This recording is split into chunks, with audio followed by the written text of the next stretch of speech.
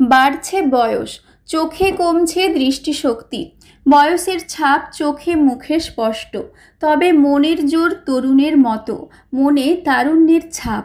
বয়স বাড়লেও শৈশবের নানা ক্ষমতা হারালেও এখনও নেশায় কোনো বদল হয়নি। সব কিছু সামলেই ছোট থেকে যে নেশায় তিনি বুঁদ হয়ে থাকতেন, এখনও সেই নেশাকেই জিয়ে রেখেছেন তিনি। বয়সটা এক এক করে প্রায় 87 পেরিয়েছে, তবে এখনও তিনি সামান্য সূচ আর সুতো নিয়ে নানান নকশা ফুটিয়ে তোলেন কাপড়ের উপর। বয়সের ভার দমাতে পারেনি অশীতিপর এই বৃদ্ধ মহিলাকে।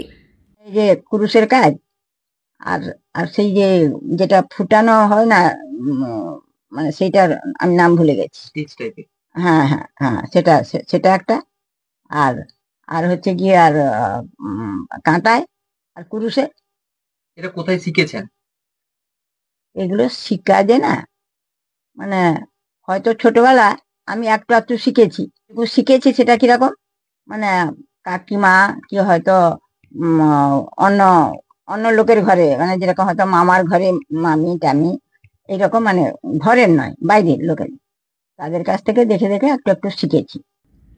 বয়সের খাতিরে বৃদ্ধ হলেও তিনি এখনও ঠিক যেন অষ্টাদশীর মতো। তার হাতের কাজ এবং শিল্পের নিপুণতা মন ভরাবে আপনার। সামান্য সুতা কিংবা উল দিয়ে তৈরি করতে পারেন প্রায় 50-এরও বেশি নানান জিনিস। ফুটিয়ে তুলতে পারেন নানা ডিজাইন। বর্তমান দিনে হারিয়ে যাচ্ছে নকশি কাঁথা কিংবা কাপড়ের উপর স্টিচ, তবে প্রায় 10 বছর বয়স থেকে করে আসা এই সকল হাতের কাজ এখনও অনায়াসেই করতে পারেন তিনি। বাড়ির সব কাজ সামলে তার ভালো লাগার এবং ভালোবাসার মধ্যে এই স্টিচের কাজ। এখনো কি এই কাজটা করেন?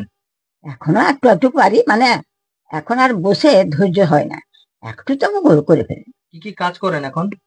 এখন আমি আমার নিজে রান্না করে খাই, আর এই জিনিস যদি ভালো লাগে না হয় এগুলো 100 খানি।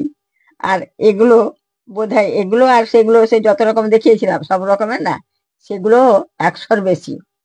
একাধিক কাঁথা কাপড় কিংবা জামার উপরে ফুটিয়ে তুলেছেন নানা স্টিচের ছবি। বয়স বাড়লেও তার এই শিল্প প্রতিভায় কমতি নেই। বয়স তখন প্রায় সবে 10। তৎকালীন সময়ে পড়াশোনা তেমন না থাকলেও বাড়ির কাকিমা কিংবা বয়োজ্যেষ্ঠদের থেকে তিনি শিখেছেন উলের কাজ, এমনকি স্টিচের কাজও। কাপড়ের উপর ফুটিয়ে তুলেছেন নানা ছবি। শুধু তাই নয়, একদম হুবহু বিভিন্ন লেখা এবং ছবিকে তৈরি করেছেন সুতোয় স্টিচ কিংবা উল বুনে। এক একটা দিন করে সময় পেরিয়েছে। নিজের জেদ এবং বইয়ের সামান্য স্টেপ দেখে শিখেছেন বিভিন্ন ধরনের জিনিস তৈরির কৌশল। তিনি আরতি পয়রা। বাড়ি দাঁতন 2 ব্লকের জ্যানকাপুরে। তিনি সুতা দিয়ে স্টিচের মধ্য দিয়ে ফুটিয়ে তুলেছেন নানা ছবি, তাও নানান কাপড়ে। অন্যদিকে উলের মোজা, সোয়েটার, বেডশিট সহ নানান জিনিস তৈরি করেছেন। সব মিলিয়ে তার হাতে বানানো জিনিসের সংখ্যা প্রায় 50 ছাড়িয়েছে। আরতি দেবীর 2 ছেলে এবং 3 মেয়ে। ছেলেরা বর্তমানে কর্মসূত্রে কলকাতায় থাকেন, মেয়েদের বিয়ে হয়েছে। বাড়িতে কার্যত একাই থাকেন তিনি। সামান্য চাল ফুটিয়ে খাওয়ার পাশাপাশি যখনই সময় পান অবসর কাটান সুতোয়। বসে পড়েন কাপড়ে নানা ডিজাইন তুলতে। বর্তমান দিনে যুব সম্প্রদায় তেমন আর কাঁথা স্টিচ বা নকশি কাঁথায় নানা কাজ করে না, তবে তাদের কাছে এক দৃষ্টান্ত এই বৃদ্ধা। বাড়িতেই একটি আলমারি জুড়ে সাজানো রয়েছে শুধুই বই। সারাদিন কাটান বইয়ের সঙ্গে, তবে তার এই ভাবনা, হাতের কাজ এবং শিল্প নিপুণতা অবাক করেছে সকলকে। পশ্চিম মেদিনীপুর থেকে রঞ্জন চন্দ্রের রিপোর্ট, লোকাল 18 বাংলা।